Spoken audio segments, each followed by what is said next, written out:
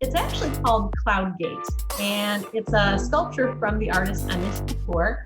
It was built in 2004. We all call it the Bean, but it's actually called Cloud Gate. He apparently did not like that nickname, but it's grown on him. Sky and land coming together in one reflection. You have the duality of reflection and reality.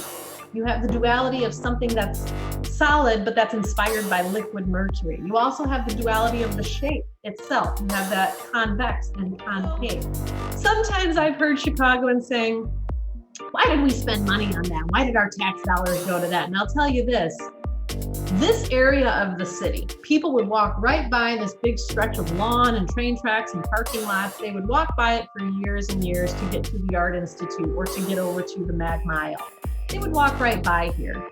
If you want to make people want to be in a space, if you're making a park, for example, you're going to put greenery in it, you're going to put water in it, and you're going to put a gigantic mirror in the middle of it. Because I'll tell you, nothing's going to unite people like their own reflection, okay? That's some of the best people watching you're going to see.